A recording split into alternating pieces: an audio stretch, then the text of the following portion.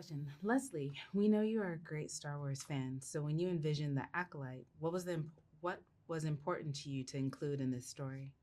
It was important for me as audiences were brought into this world that they both felt like it was a clean entry point. They didn't necessarily need to know Star Wars backward and forward in order to enjoy it, but that fans of the franchise and of the EU and of the High Republic books would recognize a lot of um, things that they already knew and that they expect from this type of media. So I wanted to do both, honestly, when I approached this, and I hope that the show captures both of those audiences. Mandela, how did you approach playing two characters, Mae and Osha? What was the most challenging aspect of that? Ooh, well, my approach, well, I really felt like I needed to know the characters inside and out if I was going to be oscillating between them. And so I wrote really long backstories for both of them and had it as kind of like a Bible for myself that I could always reference so I could understand like their core struggles, which I felt like were already written in such a complex way by Leslye. But, I would just go through the scripts and pick apart subtext so I could really understand like what drove these two people. And physically, I thought about yin and yang a lot, and I thought that would just be such a fun concept to play with, because yang is light and it's masculine, and yin is dark and seductive and feminine, and the interplay of those two things. I just really wanted to physically differentiate the two characters, so you kind of always knew who you were looking at. The most challenging thing was scheduling. that was the hardest thing because I'm playing two characters, and throughout a day maybe I was switching back and forth between them, and then also trying to find time to learn all my stunt choreography, not just for one of them but for both of them. And yeah, I was just always busy. Yeah, I felt that for you. Yeah. Yeah. The whole time I was like, I don't know how she is doing this, but she is doing it. It was astonishing to watch, not just your performance, but the mental and physical energy that it took to execute both those performances was superhuman. I still can't believe you did it. I mean, I can believe you did it. Stop. It's true. Stop. Leslye, how did the decision to design practical sets and not use CGI come about, and why was it important to you? It was important to me to utilize practical sets, puppetry, costumes that reflected the High Republic, not just Star Wars media we'd seen already for the Jedi. To utilize lightsabers that could still be used in combat, but still have a light emitting from them, which actually I didn't realize, but is really difficult to do, because in order to have the lightsaber light up and still get the light off of other people's faces, they're very, very heavy. And the amount of work that you guys were doing with the lightsabers, they needed to be lighter, like they are in the prequels, in order to do that type of sword fighting. But they were all put in later. The lights were all put in later. So we had to basically make a hybrid of a new lightsaber. Yeah. So those types of things, they were a bigger challenge. But I think that the finished product visually recalls a type of Star Wars I grew up loving, but also the type of Star Wars I was interested in making and seeing. So, Amandla, tell us about your fight training and the weapons you learned to use. Do Mae and Osha have different styles? Yes.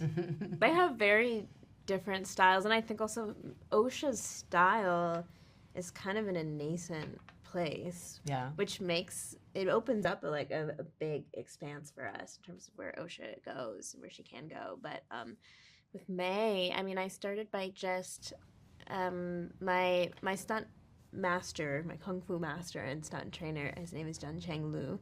And he was absolutely wonderful. And he started me off with, there was a circle on a cardboard box with a cross and an X.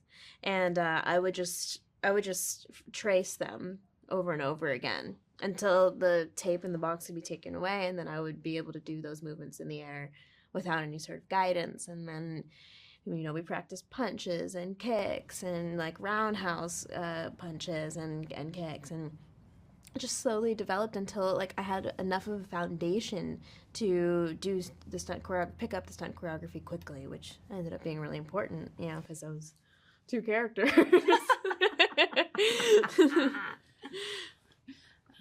Leslye, tell us about casting Amandla and why she is perfect for the role.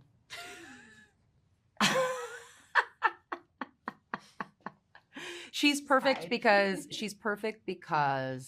I, of course, had been a fan of hers. But The Hate U Give, I've given this answer before, but The Hate U Give was something where I felt like her performance was not only fully realized, supporting obviously the overall narrative, but that culturally it was also reflecting an environment and a climate. So it was like a performance that transcended just the narrative that was being told. And I think if you're going to do Star Wars, you need someone who can do that. You need someone who's not just thinking about the performances and the fight choreography, even though you did all of those things beautifully and very analytically and very thoroughly. But I think you also knew how to have that 4D experience of being part of this story, but also the larger story and what it means to so many people. Last question for both of you. What does it mean to each of you to be part of Star Wars? Wow. I just hope I make my dad proud.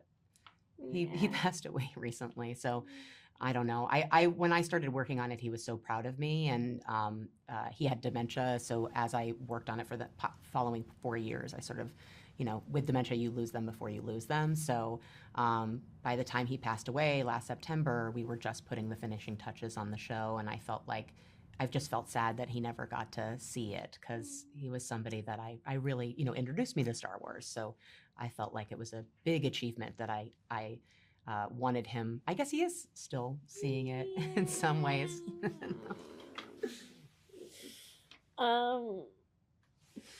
That was a deep answer. Probably not what you were looking for. That's the truth. I'm proud of her. Oh, thank you. I'm proud of you too. I love you.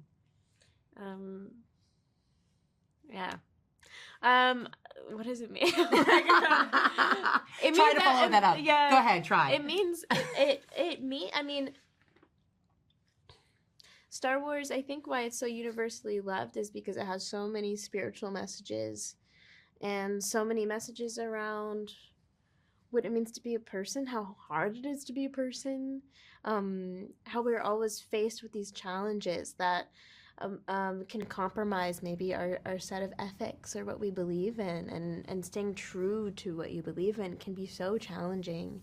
And there's so many forces in the world that are so much larger than us that are hard to contend with. But ultimately, if you surrender, and you surrender to the force that is larger than you, and you let that guide you, you honor yourself and the people around you. Yeah.